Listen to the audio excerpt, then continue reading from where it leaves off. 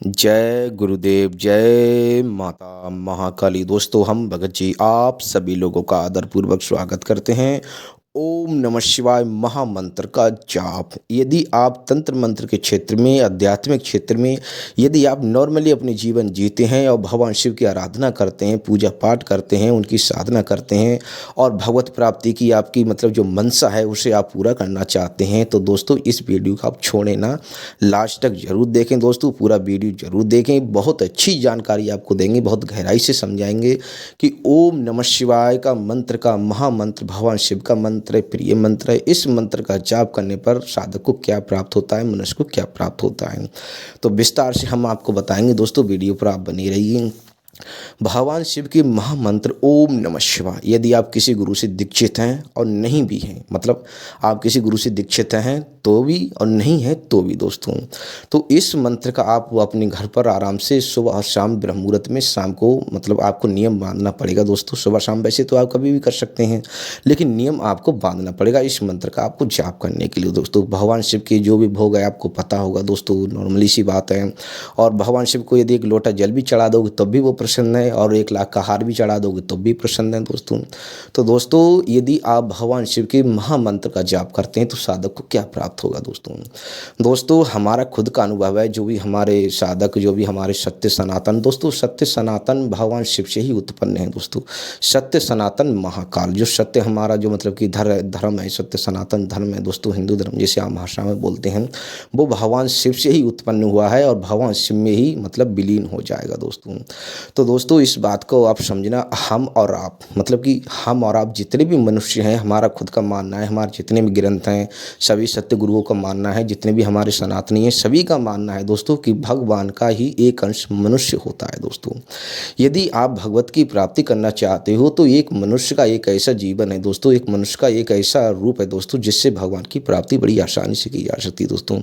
वो कहते हैं कि कलयुग ने, हमने एक वीडियो में बताया था, कलयुग ने स्वयं कहा था कि कलयुग नाम एक ही आधारा, सुमिर सुमिर नर उतरहि पारा। मतलब कि कलयुग नाम एक ही आधारा, सुमिर सुमिर नर उतरहि पारा। दोस्तों इसमें भगवान की सहायता से प्राप्ति होती है। और दोस्तों इसमें क्या प्राप्त होगा, भगवान शिव के इस महामंत्र का जाप करने से आपको क्या प्राप्त होगा, कुछ लोगों का मतलब ये भी हम बता देते हैं। भगवान शिव के महामंत्र का जाप करने एक तो आत्मा पवित्र होती है। आत्मा तो जैसे आत्मा तो वैसे ही पवित्र होती है, लेकिन अपनी जो मंशाएं होती हैं लोगों की, अपनी जो क्रियाएं होती हैं, दुष्ट कर्म होती हैं, उसके चलते शरीर भी अपवित्र हो जाता है और आत्मा भी अपवित्र हो जाती है दोस्तों। तो उसे शुद्धिकरण किया जाता है। तो इसका मतलब आपको देखो, भगवान शिव के महामंत्र का जाप करने से प्रथम जितने भी ग्रह होते हैं, मतलब कि आपके कुंडली में चाहे कोई भी ग्रह हो तो वो भी शांत होता है। मतलब बहुत कुछ फायदे होते हैं। एक तो आत्मा पवित्र हो जाती है, और दूसरा दोस्तों यदि आप भगवान शिव के महामंत्र का जाप करते हैं तो देवतुल्य जो देव ऊर्जा होती है, ब्रह्म ज्ञान होता है, वो साधक के अंदर फलीभूत होने लगता है, बकाया उसके अंदर वो जागृत होने लगता है दोस्तों।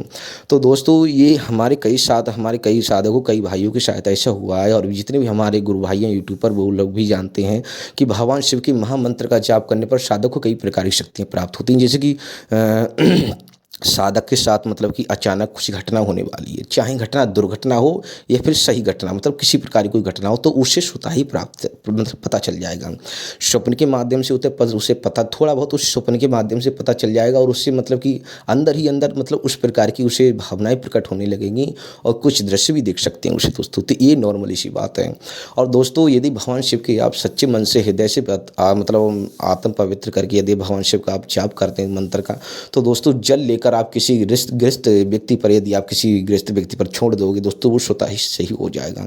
किसी भूत बाधा को भगाना हो दोस्तों, तो उससे वो क्रोधित है तो भगवान शिव के इस मंत्र का जाप करके आप उससे मतलब फूंक मार दीजिए। नॉर्मली आप झाड़ा लगा देते हो दोस्तों। यहाँ तक कि यदि किसी मनुष्य के मतलब कि डांड में दर्द होता है तो इसी मंत्र का जाप करते, मतलब इसकी कुछ क्रियाएं होती हैं, इससे कई प्रकार के लाभ होते हैं दोस्तों। ऐसा नहीं है, जो मनुष्य का दर्द होता है डांड का, तो उसे भी इस मंत्र के द्वारा उसे भी रोका जाता है। तो सिर का दर्द है उसे भी रोका जाता है, किसी भी मतलब कि कोई आत्मा मतलब अब कहीं से आ गई है, मतलब किसी के शरीर में घुस गई है, तो उसे भी शांत किया जाता है। और दोस्तों इसमें बहुत कुछ है, ब्रह्म ज्ञान की प्राप्ति होती है इस मंत्र का जप करने से। लगातार लगातार जप करने से साधक के अंदर ब्रह्म ज्ञान होता है, वो स्वतः ही प्राप्त। कहने का तात्पर्य ये है हमारा कि इस महामंत्र का जाप आपने गुरु दीक्षा ली है नहीं ली, लेकिन यदि आप सही तरीके से इसका जाप करोगे, भगवान शिव के समर्पण, मतलब कि बहुत इसमें कोई खर्चे वाली बात नहीं, बहुत नॉर्मली यदि आप इस भगवान शिव के महामंत्र का जाप करते हो तो दोस्तों दिव्य शक्तियाँ आपको स्वतः ही प्राप्त होने लगेंगी। स्वतः ही शक्तियाँ आपको भूत भविष्य वर्तमान किसी के बारे में कोई भी जानकारी आपको स्वतः ही आपको प्राप्त हो जाएगी दोस्तों। स्वतः ही उसके बारे में आपको पता चल जाएगा। किसी शक्ति का आह्वान करने की आवश्यकता नहीं, केवल भगवान शिव का ध्यान किया और बस। और किसी जैसे किसी का बच्चा नहीं होता हो, किसी की गोद भराई नहीं होती हो, तो उस पर भगवान शिव का मतलब ध्यान करके आप किसी पर हाथ भी रख दोगे तो उसकी मतलब संतान प्राप्ति हो जाएगी। बहुत सारे लाभ होते हैं दोस्तों भगवान इस। और दूसरा ये है दोस्तों कि ये भगवान शिव का महामंत्र है, जो आप भूत प्रेतों की साधना करते हैं, चांडला की मतलब कि चुड़ैल चांडली की किसी भी चांडाल मतलब की साधना करते हैं या अवगढ़ की साधना करते हैं, तो जो जितने भी हैं दोस्तों ये सभी XYZ मतलब जितने भी देवी 33 कोटि मतलब भगवान आदि शिव महाकाल सत्य सनातन महाकाल। दोस्तों आप इस बात का दायरा मतलब कि अंदाज़ा लगा सकते हैं कि जितने भी आपको शायद पता होगा, जितने भी 33 कोटि जितने भी देवी देवता हैं, भूत प्रेत पलित जो कुछ भी है दोस्तों, वो भगवान शिव के अधीन है दोस्तों। जब उनकी ही आप साधना में, उनके ही आप नाम स्मरण भगवान मंत्र का जाप कर रहे हैं दोस्तों, तो भगवान की तो प्राप्ति होगी होगी दोस्तों। आपको बहुत ही दिव्य अनुभव होते हैं, इसमें कोई खतरा नहीं, कोई डर नहीं, कोई भय नहीं, बिल्कुल नॉर्मली तरह से आप घर पर आराम से बैठकर जाप कर सकते हैं।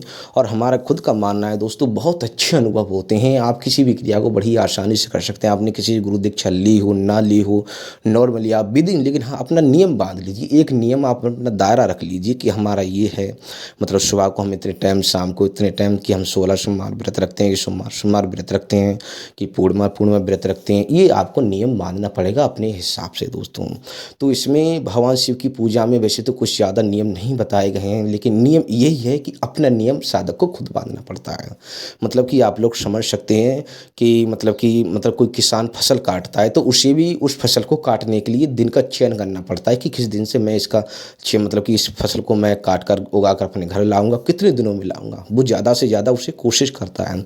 तो नियम होना जरूरी है दोस्तों। थोड़ा बहुत तो नियम आपको पालन करना पड़ेगा, मतलब अपने हिसाब से नियम दायरा आप रख सकते हैं। लेकिन इस भगवान शिव की वैसे पूजा पाठ के लिए तो मतलब कोई समय नहीं, आप कभी भी कर सकते हैं।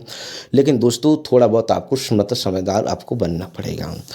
तो दोस्तों आप लोग समझ गए होंगे हमारे कहने का तात्पर्य ये था। भगवान शिव के इस महामंत्र का ओम नमः शिवाय आपको आंतरिक ऊर्जा प्राप्त होगी, दिव्य तुल्य ऊर्जा प्राप्त होगी, दैविक शक्तियाँ प्राप्त होंगी। जितने भी देवी देवता हैं उनका सभी का आशीर्वाद प्राप्त होगा एक ही मंत्र से दोस्तों। आप किसी से गुरु दीक्षा ली है नहीं ली है, तो कहने का तात्पर्य हमारा यही था, यही वीडियो बनाने का तात्पर्य यही था। तो आप लोग समझ गए होंगे। और दोस्तों हमारे द्वारा किसी भी तरह की सामग्री का विक्रय नहीं किया जाता है, तो ज़्यादा से ज़्यादा अपने दोस्तों में शेयर करें और वीडियो को लाइक करें, चैनल को सब्सक्राइब करें। और हम मतलब कि आने वाले समय में हम आपको अनेक प्रकार की जादू टोना, अनेक प्रकार की चौकी मंत्र साधनाएं हम आपको उपलब्ध करवाते रहेंगे। तो हम आप लोगों से आगे चाहते हैं। जय गुरुदेव, जय माता महाकाली।